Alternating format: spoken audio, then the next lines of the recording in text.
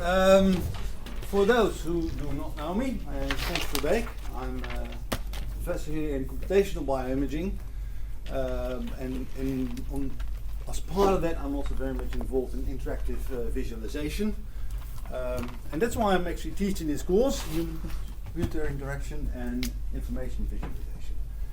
So the lectures will be given by me, and together with my colleague Luke Chow, who's an assistant professor with us, we'll do the practical part. Partially because I'm not here all the time, and she can take all the responsibilities necessary to guide you in a nice way through this course. You'll be assisted by a number of assistants, 2 of our PhD students, Lisa Stork and Daniel Liu, and 4 student assistants, Mark Driessen, Lida Pothoven, Vera Willems and Max Peperkorn, possibly one more because I see many faces, and therefore we need many student assistants. Good. So formally this course was actually called Human-Computer Interaction, but we shift basically the focus a little bit to information visualization. Information is one of the most important things nowadays, and you need to present it in a way that people understand it and can interact with it. Right? So that's why, in a nutshell, why we do this. Now, so I'll first introduce the structure of the course. These slides will be available on the website, and that's basically the only thing that you need to remember now.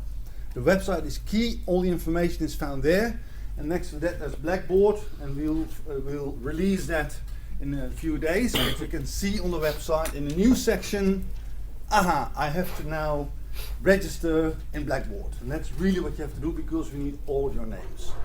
Otherwise you can't do the course in the right way. So, website, this is what you have to write up, hci.lex.nl, and there you can find everything necessary for this course. Very important information, all the announcements, the lecture notes are there, links to the assignments will be there, all kind of instructions, although you will often be redirected to Blackboard. So we just kind of shield, it's a kind of front-end application for Blackboard. But there's also resources, explanation about resources. So this is our main body of information. There is a site information.info.lex.nl where we can do quick messages, and we will use Blackboard for that as well once we have all of you in our system. But for now, these 2 resources, this one, the news section, and this one will be used very much. So please, before any lectures, check if anything is going on. Sometimes you have a sudden change of a lecture room or other important things. I was caught by a tram and can't lecture. Then you don't come for nothing. We'll put it here, right? So, important thing, if it's published there, there's no reason for not knowing it. Bad excuse. Good. Then the course setup. There's 2 parts. One part is theory, the other is practical. Theory is we acquire knowledge to understand interactive information visualization. The practical part is really supposed to be fun. It's supposed where you do a project, and a project that really gives you a lot of fun. That is what happens. Now, I lecture twice a week. So other than lectures and work group, I do all the lectures, so you have all the theoretical knowledge by the end of October. And then it's in a different structure. So there is a reading assignment from the book, there's additional papers, there's lecture notes that you can study, and I would really suggest or emphasize to study ahead. And that is actually made very easily because instead of 1 written exam in January, I do 4 tests. So I do 4 smaller exams to really test your knowledge. Those 4 exams, those 4 tests we do in the lecture end up to a final mark that is your theory mark. So we'll discuss that further, but this is very important. As of last year I started doing this, and it actually makes that nearly 98% of the students in the course pass the theory part in October, which is nice, right? Then there's the practical part, and that's really applying the theory, and it's done in the hand of a project. Yeah? And with a real problem and with often real users. Yeah? And it's multidisciplinary. We can see we are multidisciplinary here. About half is media technology students. Can you raise your hands? You see, about half. The other half is probably computer science students. Who has computer science? That's about it. Are there any others from other curricula? Psychologists, or sometimes you have these. No? So making multidisciplinary means here that we try to have a team of a person with a computer science background with another background. Yeah? That helps. And it's also a very professional situation that you will see in your career. Yeah? How do we do that? There will be, and I'll show the schedule, there will be a matching, yeah? A speed dating. So we'll have a speed date for you, and you can actually match with whoever you want. But we beforehand say, okay, this is green, this is orange, and only green and orange can go together. And other two greens, two oranges won't work. We don't allow. So that is also funny. You can also a little bit, think ahead of what you want. Yeah? There will be, in order to do that project, there will be a lot of discussions with the assistant, which is assigned to you to your project. Yeah? An assistant supervises about 4 to 5 groups, 4 to 5 teams, and really thoroughly looks into that the project goes in the right way. So that's in a nutshell the course setup. The material, and there's my handouts. There's a course book, which is this book, Designing Interactive Systems, and there's a newer edition of Benyon, which is it has all the information required to understand interaction. And we'll take a little bit this book as a lead through the materials. Yeah? It is about €50, and it was available in earlier years through the Leidsefles. Yeah? And then you will have this edition. Yeah? I give reading assignments so that you get knowledgeable about the material. I hear there's a number of other additional reading books, especially this one, Human Interface by Jeff Raskin, who was one of the principal designers of the Macintosh interfaces, the Apple OS interfaces. It's a very nice read. And the book of Designing the User Interface by Schneiderman is really a classic, and it is both information visualization and interaction. So there are a number of other books about information visualization now. There's one which will be in Blackboard available to you as a PDF file. So there's some other background materials. Good. So now the topics lecture. There's a whole list. It's about 13 lectures. So we're here today. And one of the things you'll see we have to discuss is that, unfortunately, we are in a lot of different lecture rooms. You get to know Leiden University. That's the only advantage I can see. I'd rather have you all in the same room for the whole period, but it's somehow they couldn't manage that. Yeah? On the website, there is exactly this schedule. Yeah? And it says in what room you need to be in. Please make sure that you don't mistake. I'll put it also in the news that we are expected in this room on this date. Right? I can't help it. I don't like it either, but we have to deal with it. Yeah? Most is in Huygens, some are in Golees. If it's in Golees, it's in different rooms, but it's clearly indicated in the schedule where. Yeah? Now, here you see how we do things. That means that in the September 12th, I'm going to maybe I should first tell you that today I'm doing some introduction, and on Thursday I'm starting to really go into the human part of the things, to perception. Then next Monday, there's no lecture. People of media technology are going to Linz, so they'll be dead when they come back.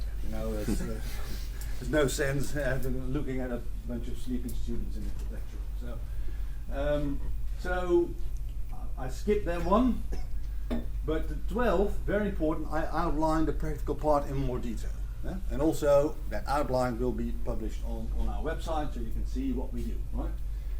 Then a week later we do team formation. So what I mentioned about the speed dating, that will be the 19th. Yeah?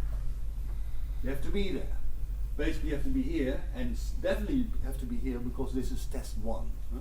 So the first test, and well, don't miss them because it is actually making up your grade. Yeah?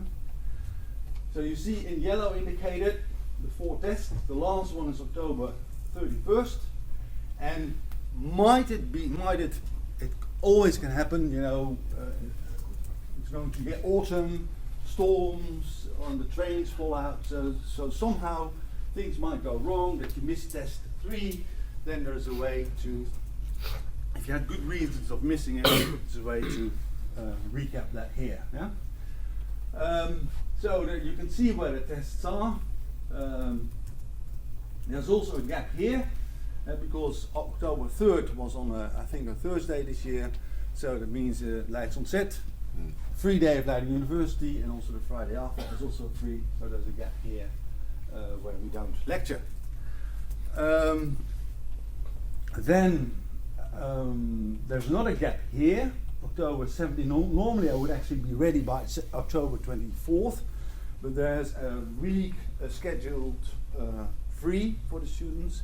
It's an exam week.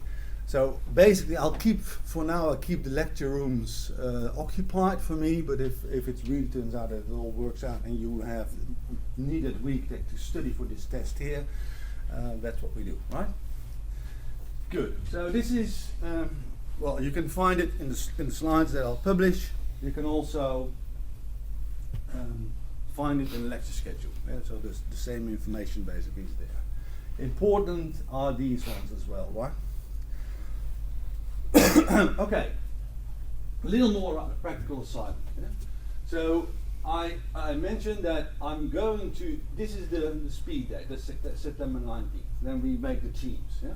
Before that I explain how to see what actually we're going to do for the practical assignment, so you can think about it. Okay, what I give a number of subjects that you can work with, and then you can, oh well, I like to work on this type of information visualization, or I like to work on very specific interaction with new devices. Then you can use that in the matching as a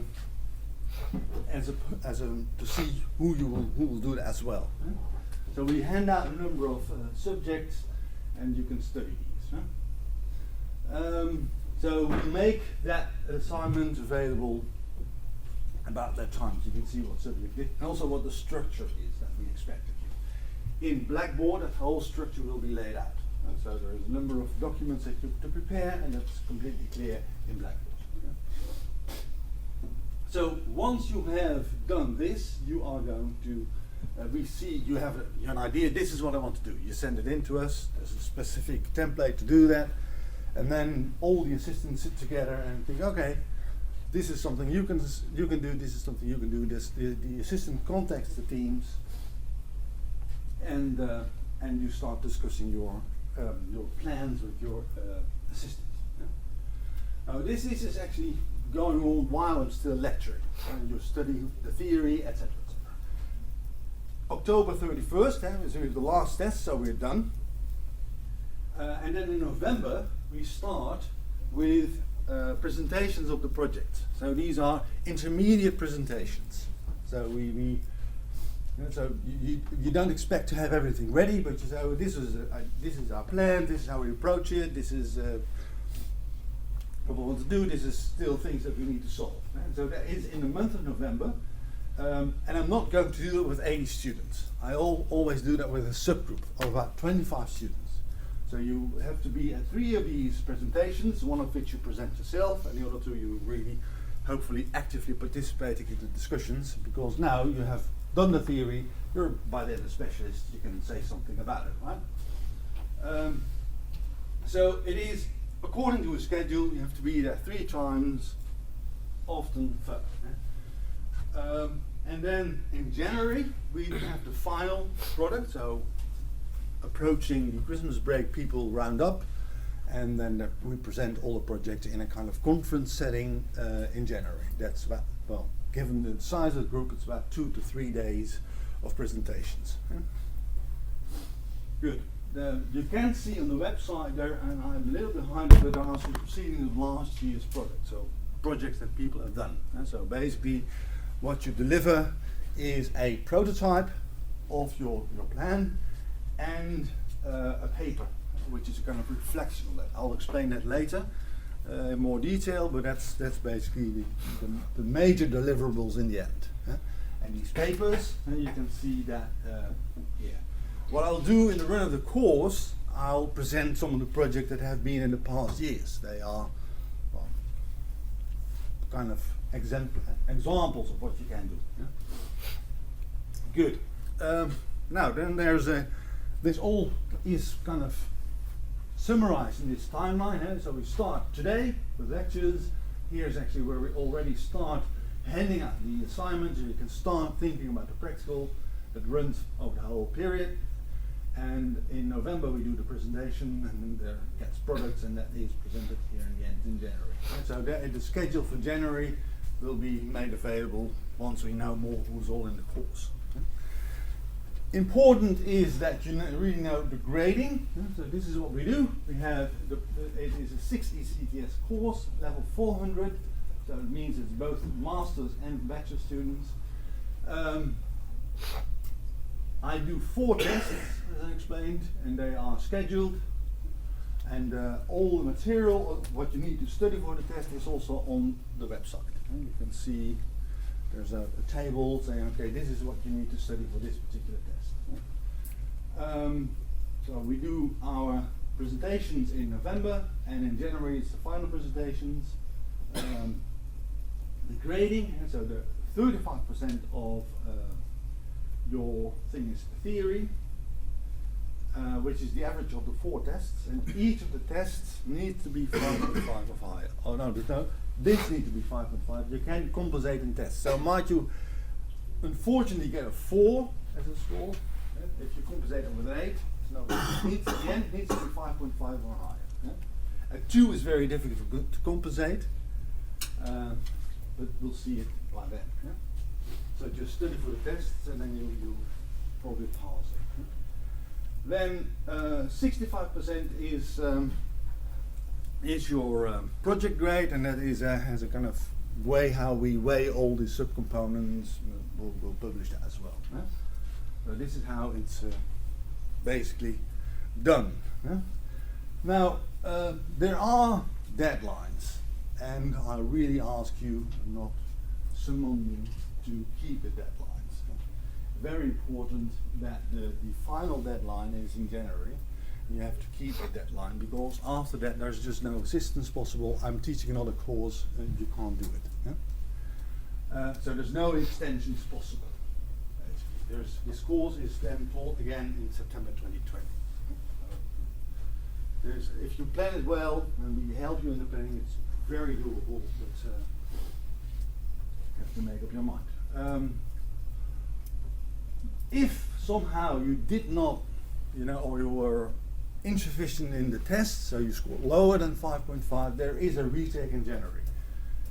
That has a big disadvantage because you have to study all the material, which is much more. Okay, better do the test. That's my strong advice. I do keep the exam, so the final mark, I do keep that. And so if you say you have an average for the tests of say 7, I keep that. And that's really the theory part. I keep that for a year. I do not keep separate tests. So if you did only 2 tests and then something happened, you couldn't do the other ones, you also didn't do the exam, I forget them. Yeah? They are not in my system. I only have in the system final marks from 4 tests, or from 1 exam. I keep it for 1 period. So if it's larger than 5.5, otherwise it doesn't make sense. And the same holds for the assignment. Sometimes things happen, people are able to complete the assignment, not the practical, or the other way around. We keep that, yeah? But only for one period. So you have to do it next year, because the course constantly changes. Not every year is the same. Yeah? Good. Important. Any questions about this? It's all clear. Good. It will be online, so you can actually see it. And if you want to have questions about it later, do not hesitate. So I mentioned already the locations.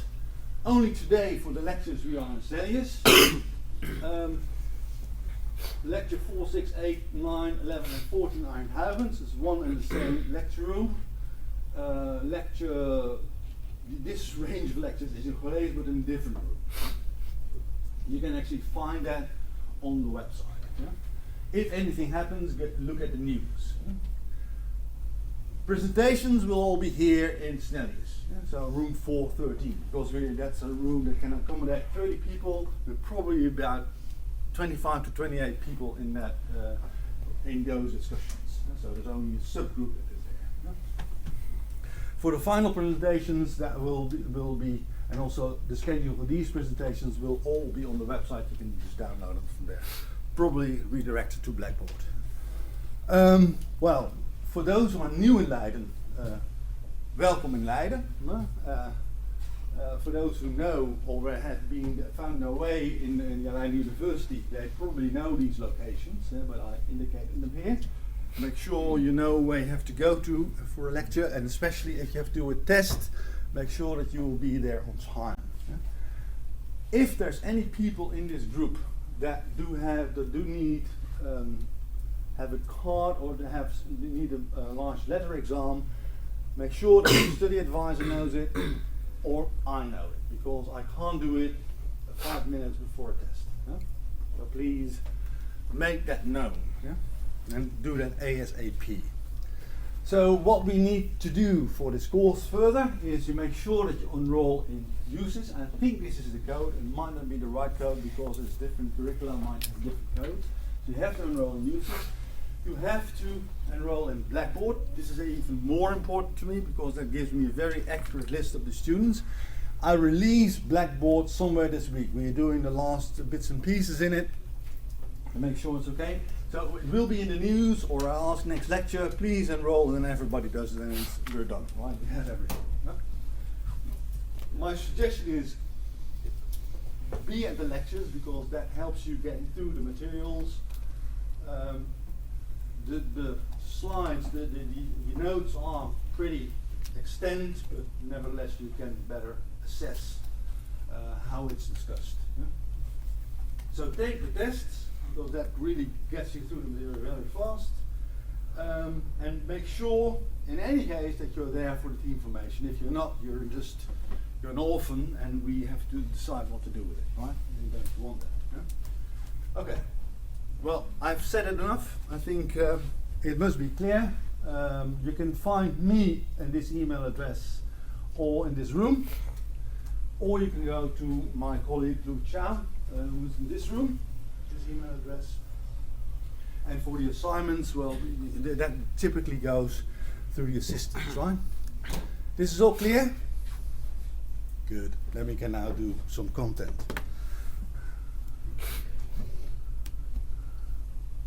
Next one. I'll wait for time.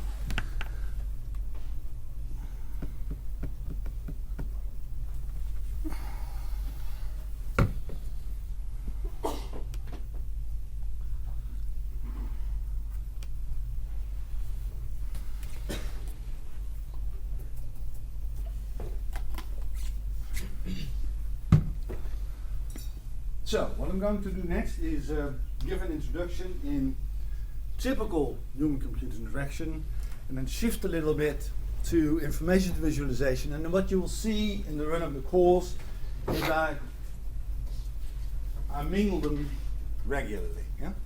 Information visualization can only be done right with a thorough knowledge of computer interaction. Yeah? Because static information visualization is not what you want. In order to understand data, you really want to play with it, so you want it to be interactive. That's what.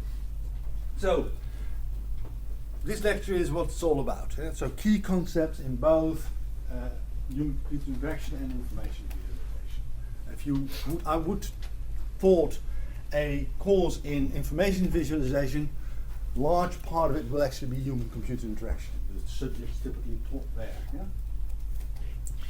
So, human-computer interaction.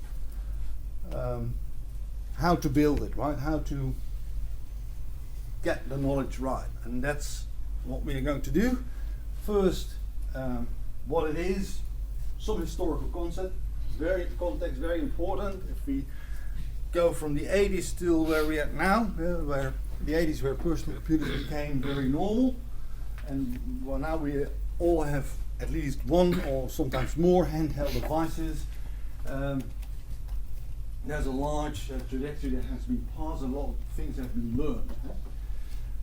Typically, both information visualization and computer interaction are multidisciplinary fields, and we can learn a little bit what fields are involved.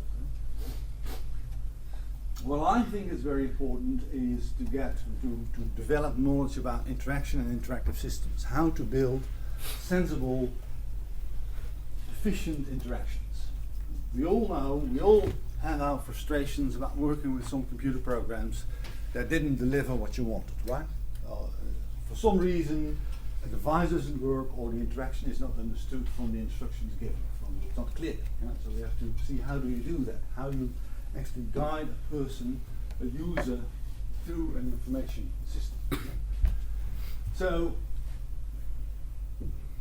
separately I'll give some key principles about information visualization, and then we'll do some systems. And I'll introduce the first key concepts, which is usability.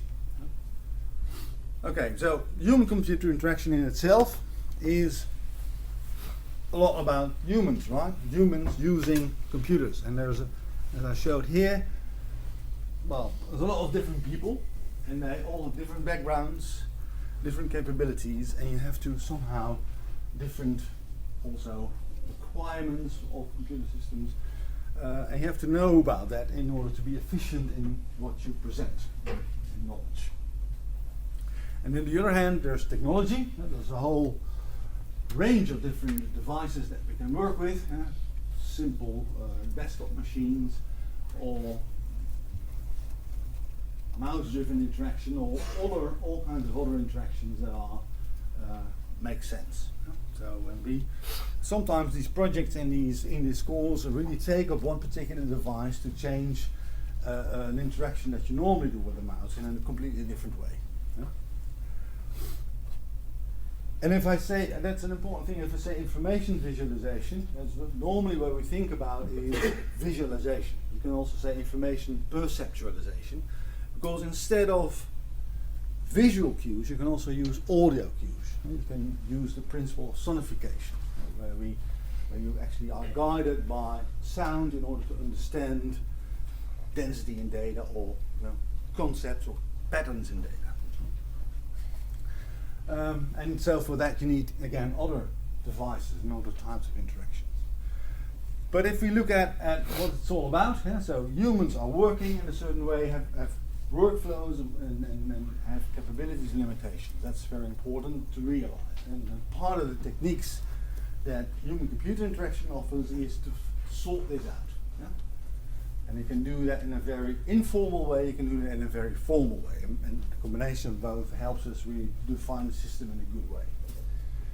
Then we have technology, machines, so how they're used, what's the mode of operation, that's a whole thing, what operating system, what possibilities does a machine have, what limitations, what you can and cannot do with a certain machine.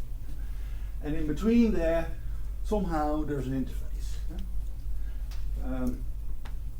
And that is served by typical human-computer interaction specialist or UX designers. An interface should be really designed, just really think about it. Other is that are embedded systems, where everything is in one thing and it's just a few push buttons to get the thing going. But importantly, what you see here, in order to connect these two, is that you do systems development. Somehow you develop software you develop and design software for an interactive system. Yeah? So there was in the early days of interaction research, nearly half of the statements saying nearly half of the entire software development effort relates to the user interface or relates to the interaction nowadays. Yeah? So that's an important thing, which is still very true. And you can, instead of user interface, well, we know maybe how we have to build a user interface. Yeah? So basically these are very well developed, but once we just have data and we want to do something with that, that's rather different. So making an interactive interface and an attractive interactive interface that requires a lot of keen and smart software development. So you need to have really, sometimes it's related to product design, but definitely interaction architecture. How do you, what instructions do you give? What's the sequence of instructions? Is it logical? How does it connect? And if you have a product, is it consistent over other products with the same, from the same company? So that's service design. We'll discuss that later, but it's important. Good. So human-computer interaction, if you look specifically at that, so as a science there's a range of methods, some of which are very formal methods, and really are very close to what information theory discusses. So they see it as an information theory problem, and have methods to do that. And they have also ways of measuring interactions. Sometimes they derive from formalism, sometimes they're just very empirical methods. In a interaction studio you have people doing things and you measure things, right? See how they behave. And here you see immediately that there is a relation to other disciplines. See how people behave, that's not computer science, that's psychology, right? So, but it's important for us to know how to behave and how we can change behavior sometimes to make it better, right? If you see that behavior is changing, well, we might be in a good lane of a product. So as a product, how do we make interactive software products? There's some recipes you can follow. There really are kind of guidelines that help you. So if you actually work according to certain guidelines, you can see that you are pretty well on the way. Yeah? Important that there is a design, there's a plan behind it, right? And that is typically something that is iteratively developing. It's not so, I make a design, I implement it, I'm done. Yeah? That's an engineering approach that is not working here. And you really have to see whether something that you thought would work really works. Because not always does. It might depend on the technology you use or how you have programmed or used certain aspects of technology. You have to learn about that. And again, that is often supported by measurements. How well you do things. That's really the product building.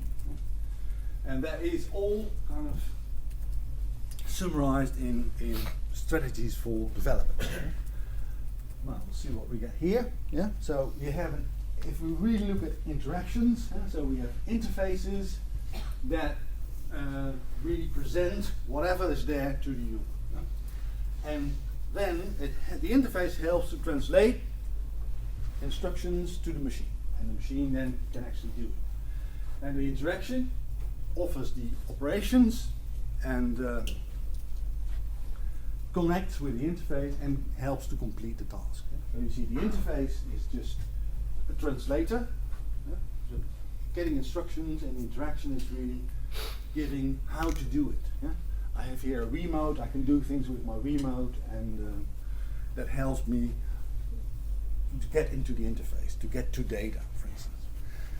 This is how we look at now. It seems simple, but not in all days this was the case. We can look at interaction in a very early human-computer interaction. Basically, there was none, right? So here you see the ENIAC, one of the early computer systems, and the interaction was actually putting pins in a switchboard to program it, and that was all the interaction that you could get out of it. So very poor. Computers here are very big, as you see. They got even bigger. Here is the Mark II, which is a computer on the half of Mark I. And it's a very big machine. So there's a few people standing here. The was a little bit of a poor picture. I couldn't get a high resolution one. There's a few people standing here, and here you see the size of the machine. Yeah, so I think, well, 50 feet long, 8 feet high, 5 tons of weight, yeah, and all of your laptops are much more powerful than this machine. Also, again, from the ENIAC, the previous slide, very poor interaction, just tapes and switchboards that you do, so really specialist work. You can see that as well. And this one, another machine, and you see after the Second World War, these computers really started to be used in other things, because of the war they were much more developed. So learned a lot from it. And here you have from IBM, NORC, a Navy calculator. And so here you see an operator doing a human-computer interaction.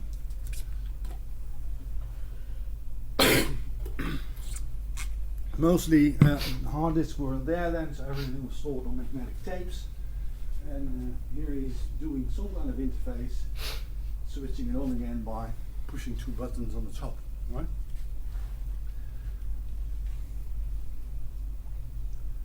And there is another switchboard by which you can operate some of these tapes.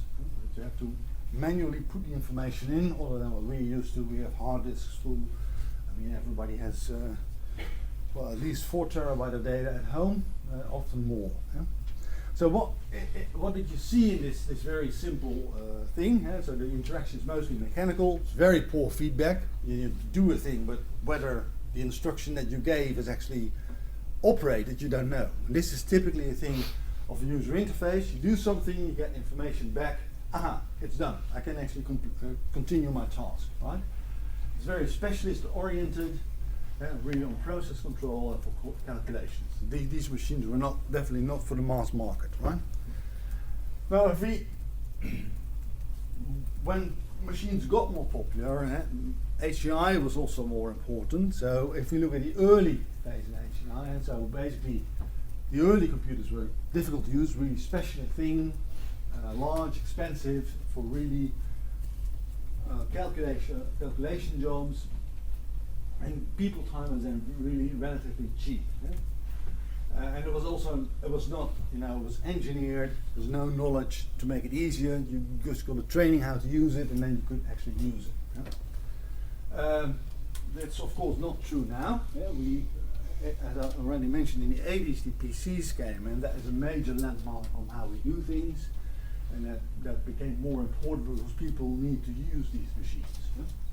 If I put actually an MS-DOS machine here and ask you to do things, it would be quite difficult for you to do because it has a still very poor interface.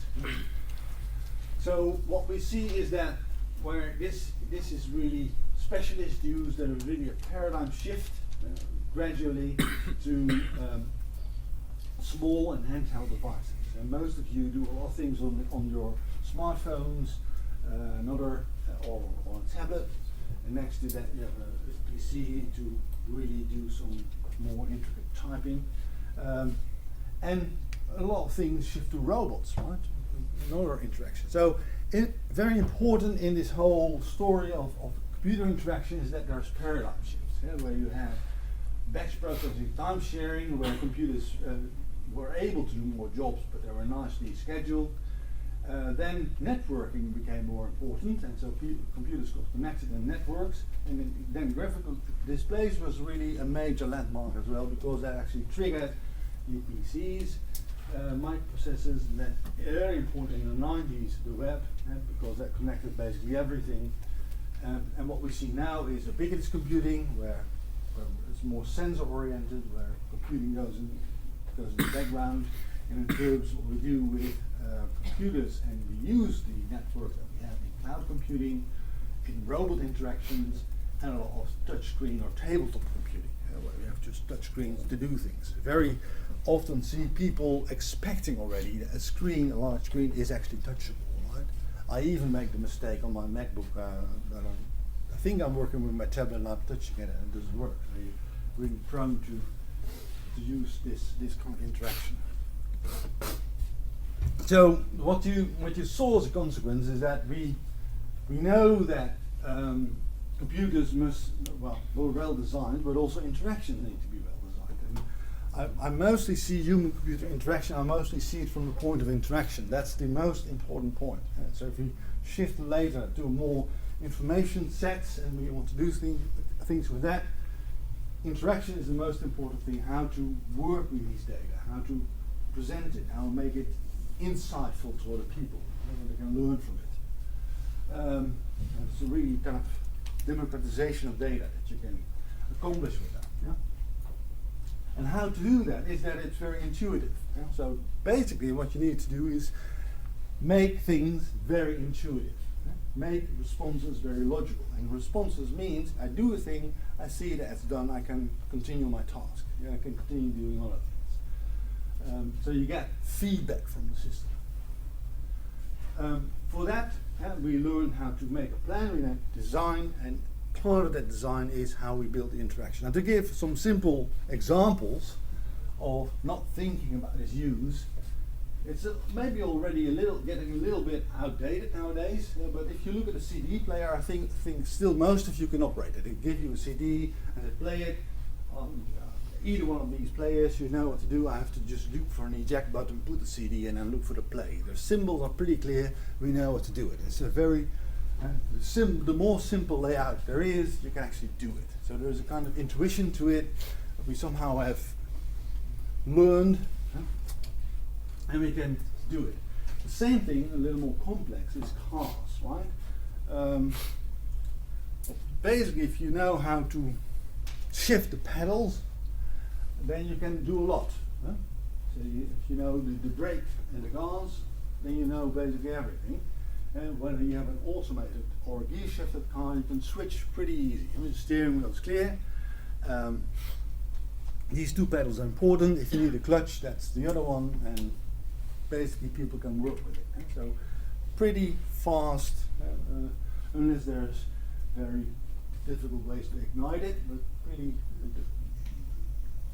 doing the mechanism is actually easy. Even if you go to England, if you still do that after 31st of October, and you have a right steering wheel, so you have to do everything as a gear shift with your left hand.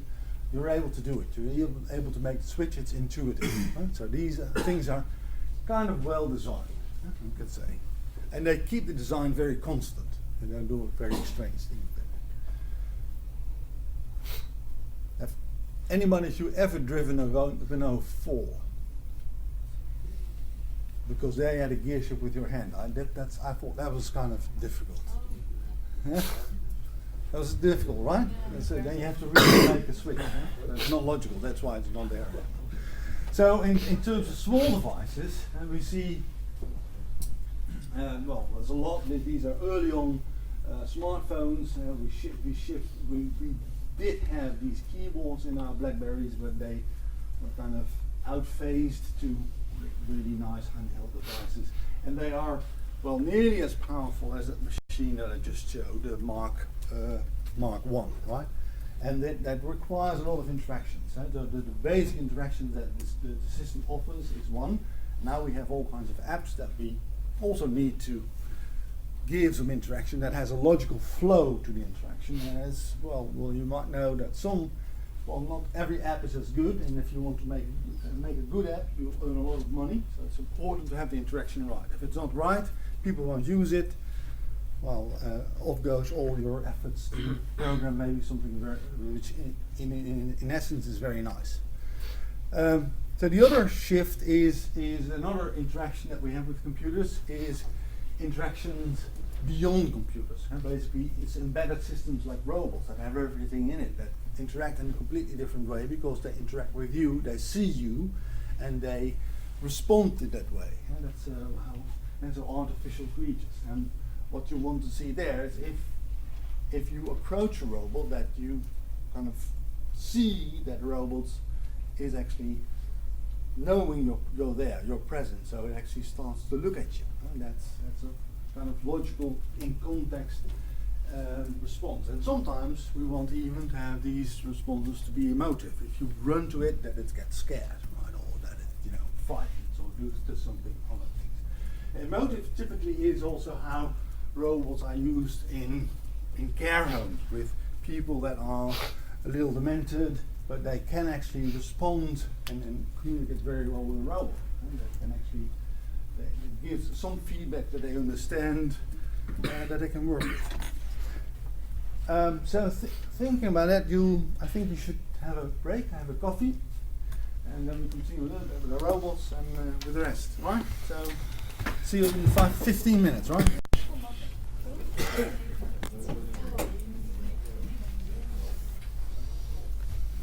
Right, we're all in. So let's continue a little bit with the robots, which is a completely new direction of the past 10 years in computer interaction. And as an example, I often use this robot. This is the robot, by the way. You'll see here is a robot as well. This is the robot, it's called Q1. And she is a newsreader, a very known newsreader in Japan.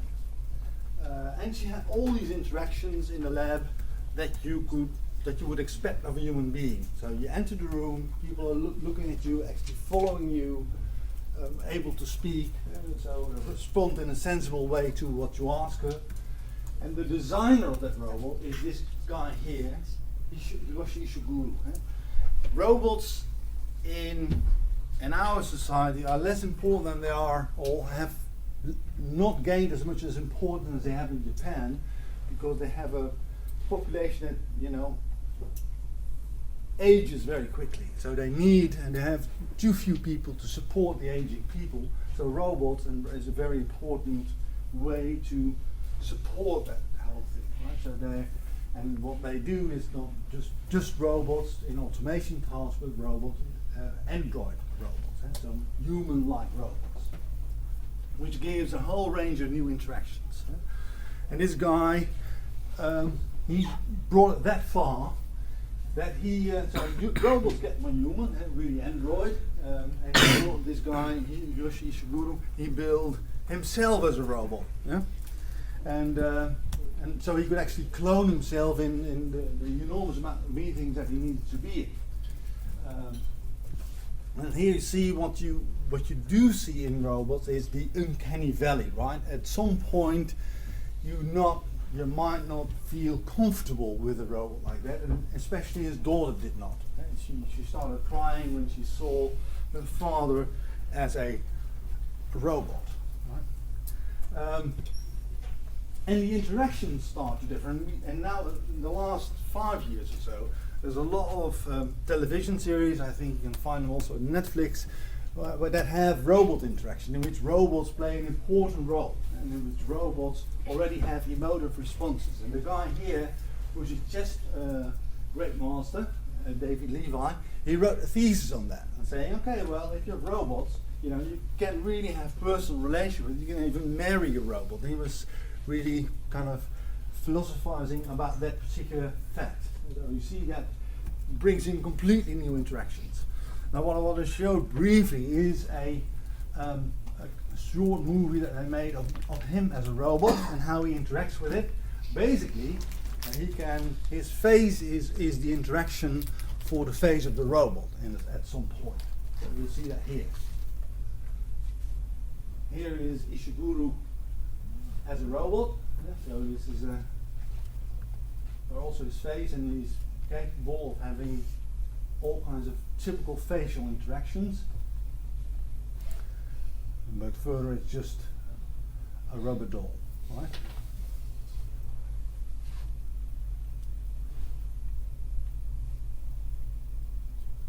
But if you would talk to the robot, he would actually look at you and talk back, and he could do that as a kind of being remote, as a representative of him being remote. And you see here, he's remote, and basically because there are landmarks on his face, and that allows this to behave like himself. Right?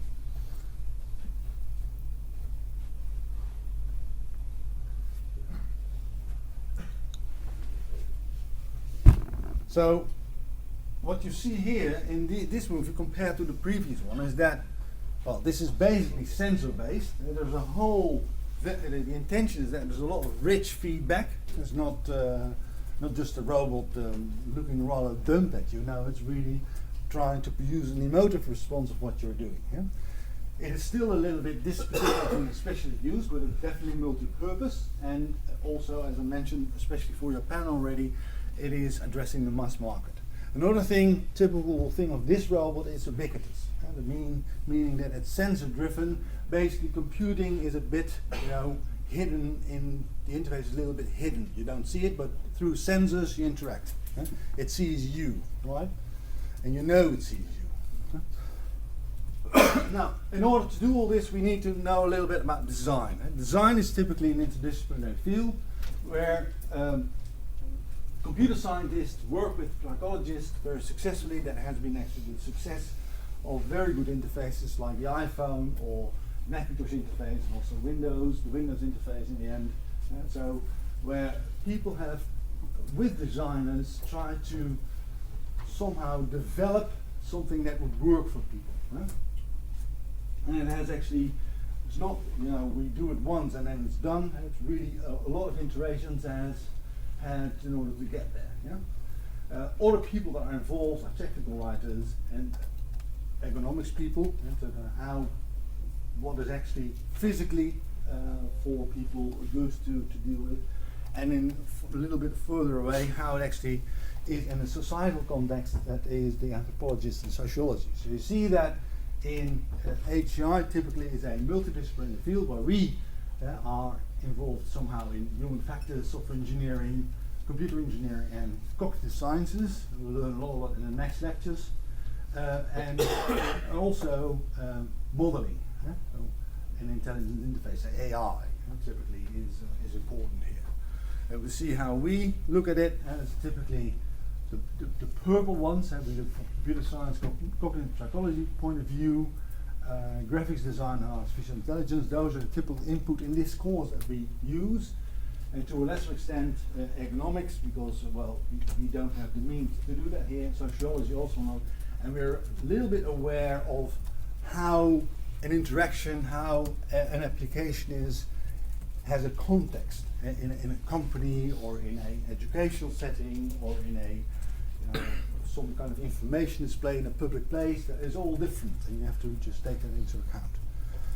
Now, if we look at HCI from how it developed, so basically after in the early 80s, in the late 70s, the notion of user interface arises, and then it was called man-machine interface, which was defined as those aspects of the system that user comes in contact with. And you see that it helps both for embedded systems or computer systems with normal interactions.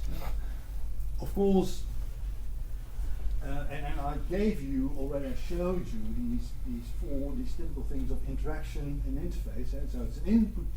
Basically, what the interface provides is an input language for the user and an output language for the machine and a protocol for interaction. So that's basically what HCI does. And then we have to bring all these things together, and that is why it's so multidisciplinary.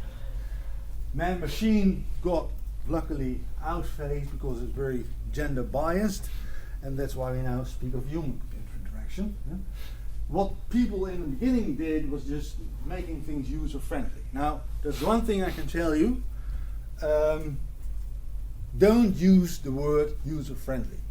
This is a given. If you make something which is not user-friendly, don't make it at all, right?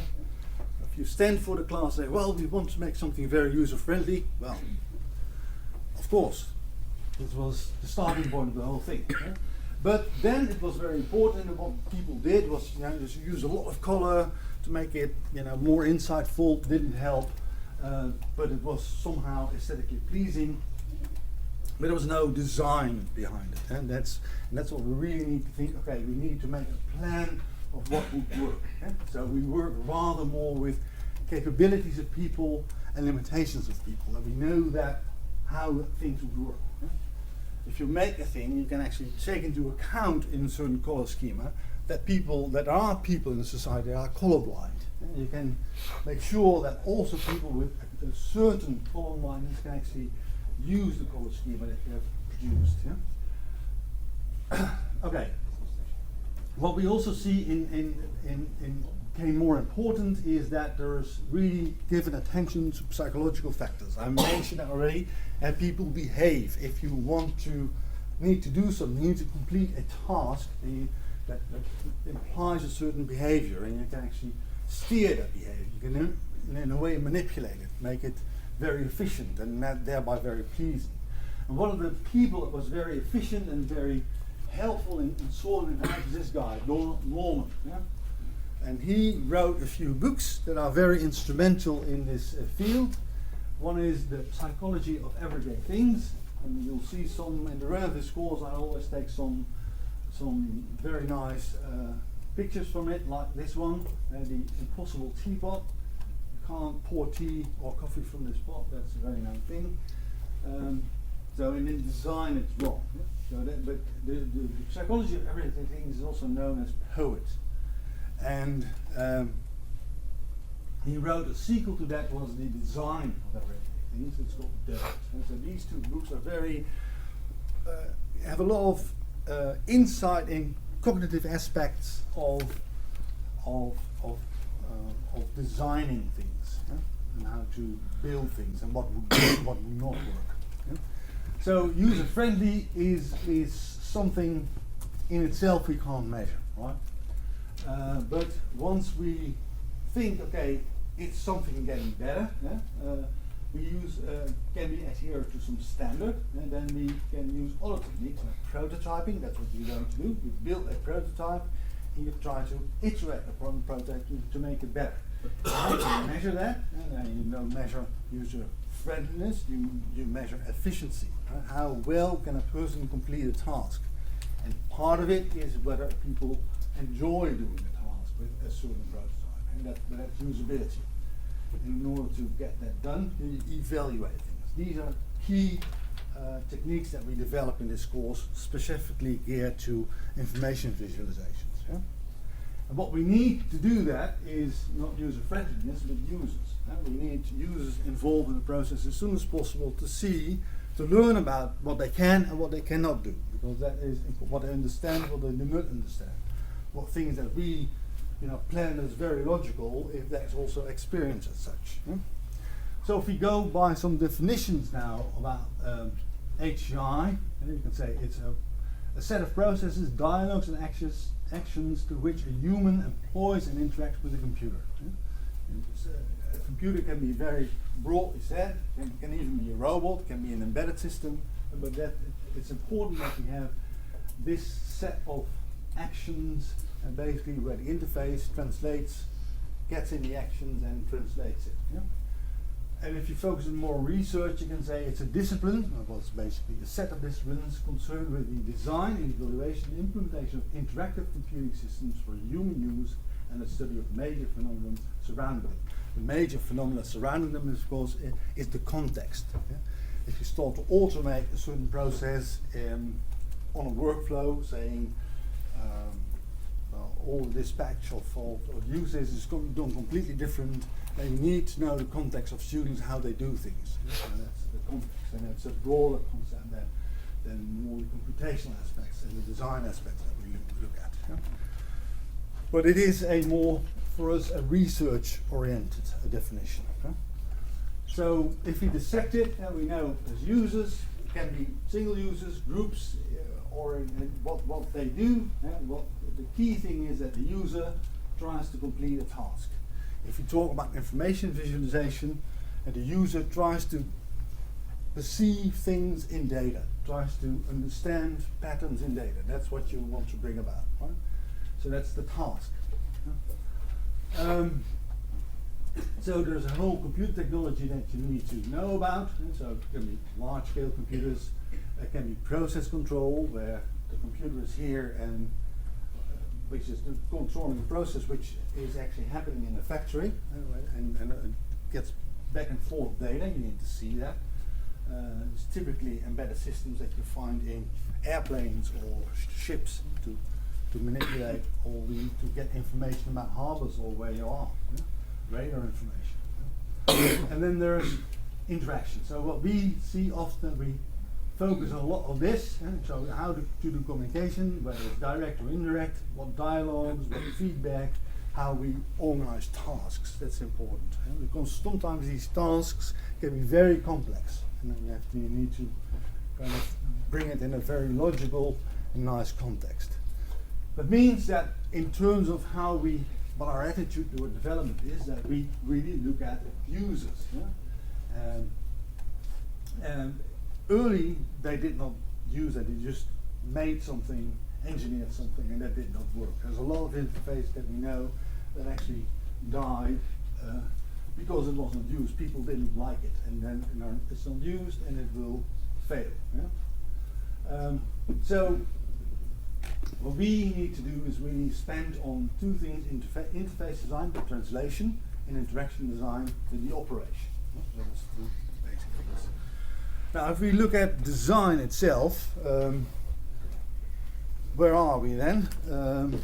So what is design? So basically, design is in one way you are in technology. You need to know what to design for, what's the tools you work with, and on the other hand, you have in mind the goal people have to complete this particular task. And design, the idea is to bring these together as soon as possible. You'll see that in further on in the lectures that this is really given a lot of attention. And a lot of formal systems are really made to accomplish this, right?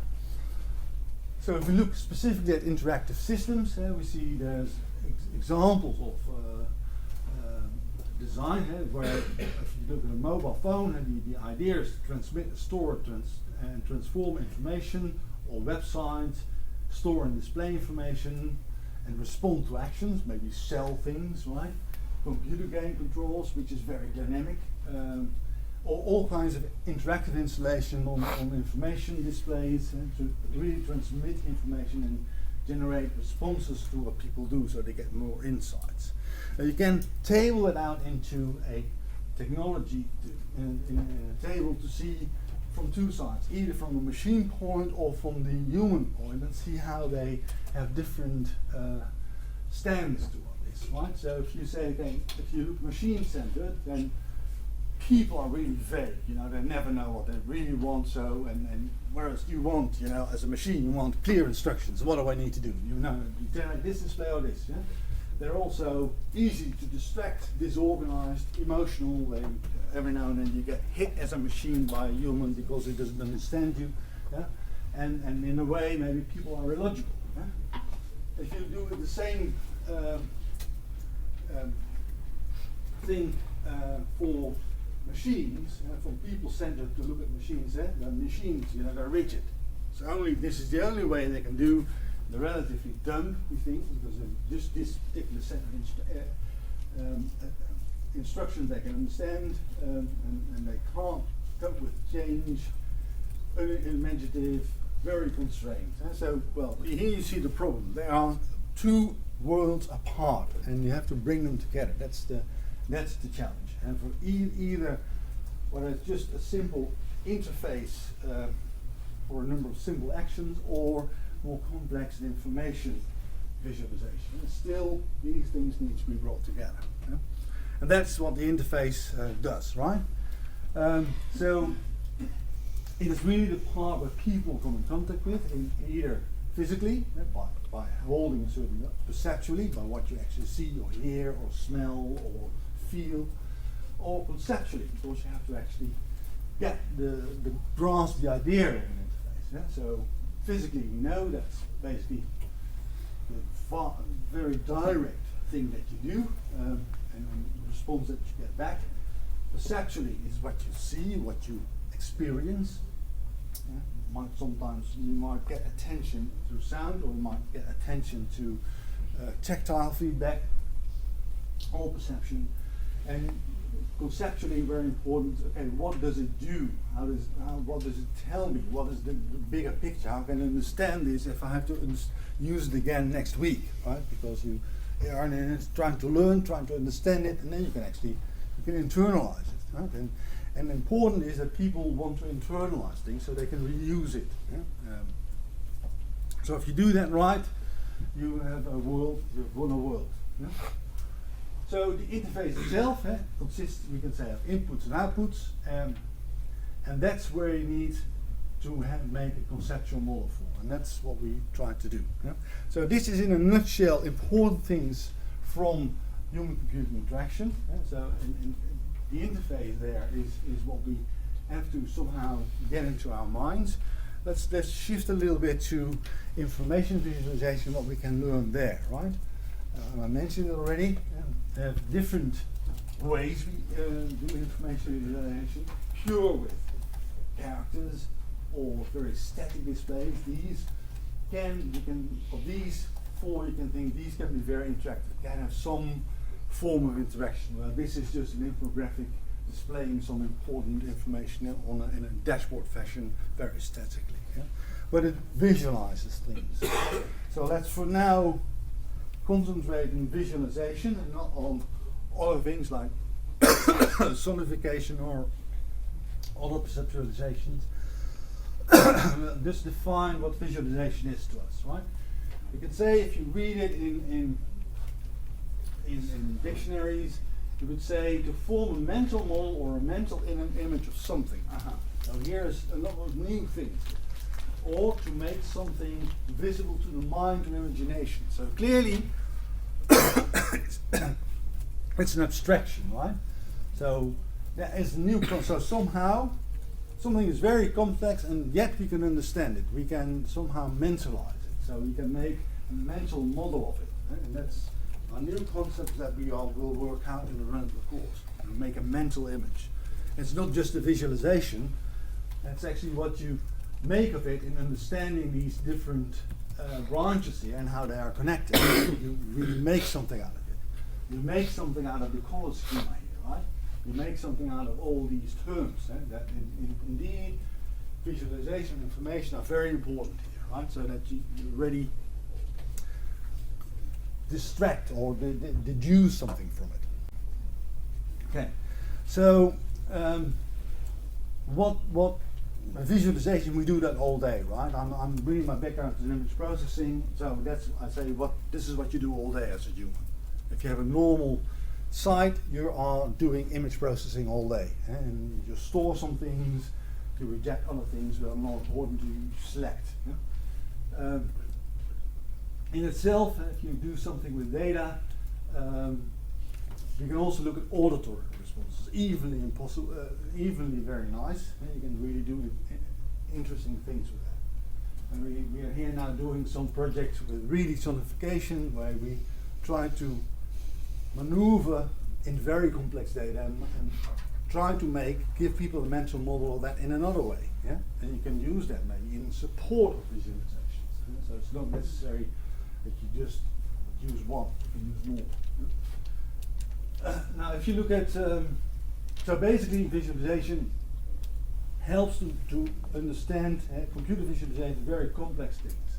And information visualization is where we have data that can be very, very abstract, are somehow transformed to a graphical representation that we can understand. And the best thing that we can do in order to understand is we can play with it. If I need to understand some more complex math, I try to see where I can plot it, and then I can understand how the behavior of certain math is, right? So interactive visualization is important. It reinforces how we learn things. So its data is very broad. Yeah? It can be very abstract, but it can be numerical or non-numerical. Here we have an example of non-numerical data, whereas these ones are probably based on numerical data. Yeah? So the infographic is a bit of a combination of it. Yeah? Now, how does a visualization process or information visualization process go on? Yeah? This is nicely visualized by this graph, or this graphic, where we have an environment, a physical environment. We say, okay, you have data which are somehow gathered. Yeah? Now, data is just data. If you don't do anything with it, it's impractical. You need to transform it in some way that you can do something with it. So there's data transformations. This is a very important thing about information visualization. then it's connected to some visual element, to some graphics engine. And then that is viewed, that is presented to the user. In this case it's just an information analyst that actually also explores the data transformations and works with that engine. And you see there's a kind of loop here to understand complexity of data. And probably you've done that, you've tried to put a graph in different ways with different elements, with different colors. That's actually what's visualized here. So if you look at information visualization itself, then you can say, what are the aspects that are important? We need to know something about data. Data have different dimensionalities. We can work with high dimensional data, say, okay, 40 dimensions. Often what we can understand pretty well is 3-dimensional data or 4-dimensional data, and then it's really getting very abstract, but we can deal with it if we do that in the right way. Now we have to know how to present it, and in order to present it, we know how to process it. And processing, part of the processing is in the interaction. Once we interact, we are constantly dynamically updating data. We need to understand what happens. So it's really also generating information visualization, generating understanding of that process. Now, information visualization often abbreviated with InfoVis, that's also how it's known. Next, because we're here at a really science university, at the science campus, and the science faculty, so there's also scientific visualization. What's then the difference between the two? Is there differences, right? That's what we have to understand. Let's first have a look more at the flow of information that we get here, right? So, I mentioned that, so if we use actually from an interactive point of view, there is a user, be it a person that wants to know something about data, is given some controls. So he's presented an interactive display and gets some controls. The controls is about how the data are rendered to the interactive display, that's the first thing. There's some action list about how to filter the data once the abstract data are put in some visual form that can be rendered at all. So there's filters about it, there's layouts, there's color, there's sizes that are all manipulated into this display. That's a control that the user gets. And there's data from the beginning, very abstract, and that is that's the last thing the user really wants to do. Often this is more like the information analyst, but put this in this visual form and make this in such a way, abstract data in such a way that you can display it, because that's often the first step that you make. Now, learning all this, you see that the interaction with the data is rather important and actually grips at every point in this information flow. Right? So it's very important to know. And what you also see is that it's next, as human-computer interaction itself is very multidisciplinary. You need, in order to do this right, in order to serve the end user in the right way, you need really to know a lot about what works and what does not work, and how much information you need to present and in what way. How to do the data transformation. That's typically a way of data science. How to what is the cognitive load a person can work with. It's typical psychology. There's a lot of computer science in programming this and designing this in the right way. A lot of algorithms are from artificial intelligence because it's large amounts of data. You want to show patterns, you want to show correlations, and in order to present it right, you are in graphics design. And a lot of these things come together in HCI, and that brings the field of information visualization. Now, what are the important concepts in computer interaction are also the important concepts in information visualization, and those are listed here. So you have cognetics, so that's all the things in psychology that are important to understand interactions. What do people do? What are people's capabilities? What are the limitations? And how can you work with that? That's important. And there are an important concept that we will flesh out soon. Is the concept of affordance, the theory of affordance by Gibson, and the theory of visibility. Now, visibility, if you ever get it on a test or an exam, is not what you see. Visibility is about feedback. If you do something, what does the system give you back? It's a visualization of interaction in a way. Yeah? But it can also be maybe we should say it's a perceptualization, because it can also be sound. You do something, the feedback is a sound played, and you know, okay, I've completed this part of the action. Yeah? This visibility.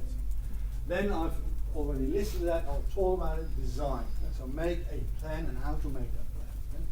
Yeah? In order, and for information, we have to know about the information. We have to make a task as section. These information visualizations can be very complex, so we need to know how to do that. That's part basically goes into the design at some way, as does usability. The concept of usability, how we measure the efficiency of an interaction. That's what usability gives us.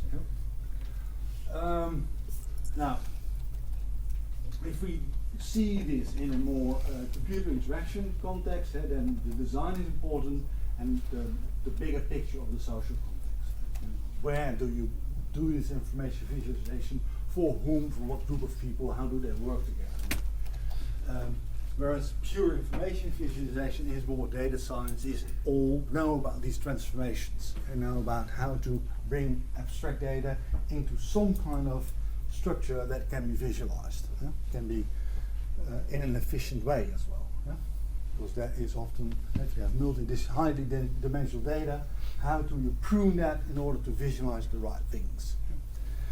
Now, I mentioned there is scientific visualization and there is information visualization. Now, here is two examples. Yeah? And the key of scientific visualization is that there is a relation of the grid you do things on and the data itself. So this is typically scientific visualization. It's a work that I did a few years ago. It's the heart of a turtle, European pond turtle. So we actually made a model of that heart to understand the airflow in a turtle, right? That actually goes, that has partially lives underwater, so it needs that adaptation. So we could show that in this way. Yeah? It's typically scientific visualization. Here is a visualization, it's called a hyperbolic visualization. So it's a projection on a sphere of ontological concepts and how they relate to each other. So you say, okay, a brain has a forebrain, has a midbrain, has a hindbrain. Right? There's a relation. And this typically for ontology is that's visualized here. Yeah? And this is, so in order to visualize it, we had to make a coordination space, which was a sphere, and make a projection in hyperbolic stuff. So we had to do a number of things to do data transformations to make that visible. So there's no, the data do not have a relation to that coordinate space. That's typical information visualization. It's different, right? You can do anything you want as long as people understand it, basically. Yeah? So in information visualization, we have no relation with the coordinates. We only want to make it such that it can be understood. And somehow we have data and we need to transform them to a grid. Whereas in scientific visualization, the grid is already there. We have a measurement grid and we use that grid to display. That's really an important thing. So what you saw here, basically this is two-dimensional images that are made and built in a true three-dimensional space, which was really there. Whereas here, this is more mathematical, it's really a data transformation. Okay, now, we're nearly there. So this is important for us to start using and start thinking about. What you see a lot nowadays is a lot of things are beyond standard computing. If you look at visualizations or interfaces in a Tesla, then you get this very fancy touch display. So it's really built in touch, where you get a lot of information about your car system, which is really, you can say it's an information visualization, and the same you could say it's scientific, both the coordinates is known, but they do all kinds of tricks to give you information about the status of your car, status of your battery, status of anything. But here you see, and you see another example of what's called direct and indirect interaction. And some things are direct, you push it and the thing happens, and all this is actually this interface is used to control and computer in the engine and to get the engine running or get the engine do certain things. Yeah? But typically these interfaces are information visualization, where you really need to present it in such a way that people can understand the complexity of these cars, and they are very complex. You know, and you need to know what to do at the right time in order to prevent the car to stop without batteries that are empty or whatever. Yeah? Good. Another example is how interactions is actually sometimes a lot of things go wrong if you do something in a wrong way with information. Yeah? So here the commander just says fire, and the people, the operators here, take the instruction very seriously and fire all the missiles they have on their ship, and that goes completely wrong. And this is not just a fancy story, that this really happened in '88, and this is one of the things that are very unpleasant between US and Iran. Is that there was a flight ship operating in the area of Iran. There was a flight shot down by missiles. About 300 casualties because they thought it was an F-14. They thought it was a jet plane actually going to attack that particular ship. But the system gave them so much information that they couldn't decide what it really was. And then they had, we have to make quick decisions, so they took the wrong decision. Here you see how important it is to bring the right information to the people, and that the operators can filter information at the right time. Yeah?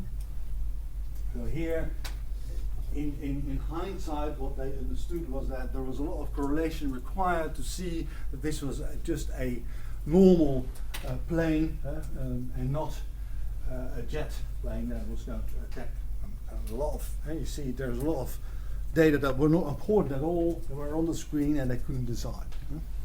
So all of this together, so you can learn a little bit about what the aim of this particular course is, that we learn the major principles of computer interaction and information visualization. Basically, you could say interactive information visualization.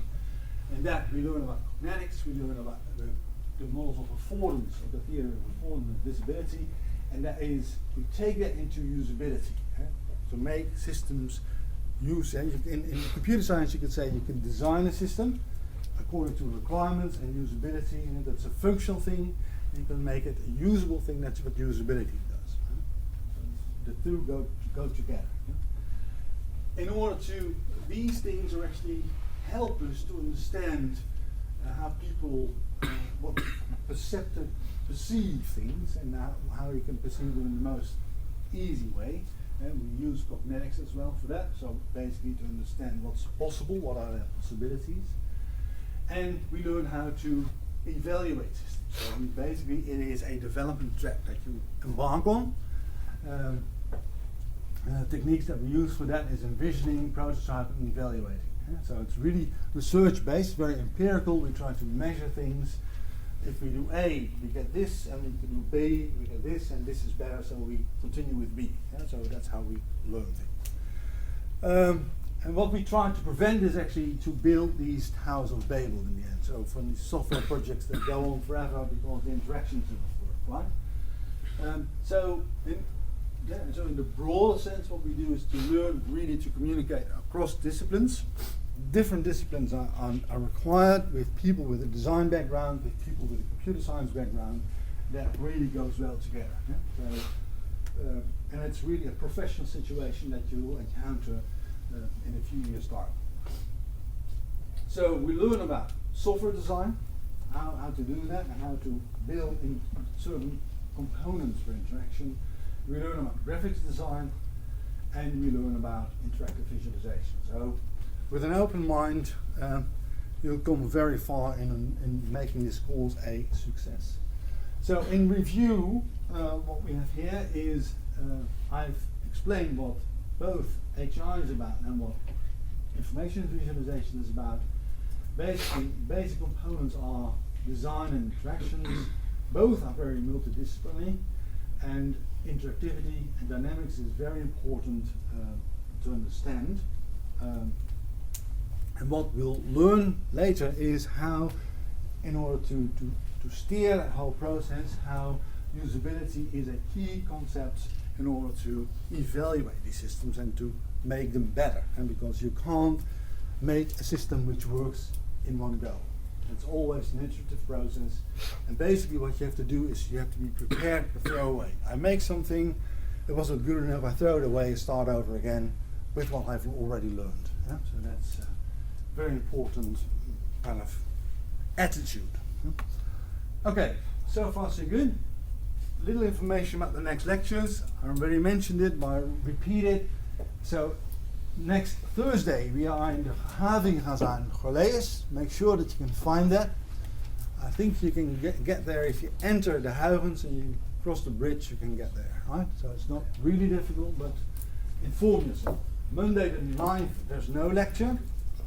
The 12th we are in the dish in College, number 2, and then on Monday on September 15th we are in Huygens, and this is a room we use a lot.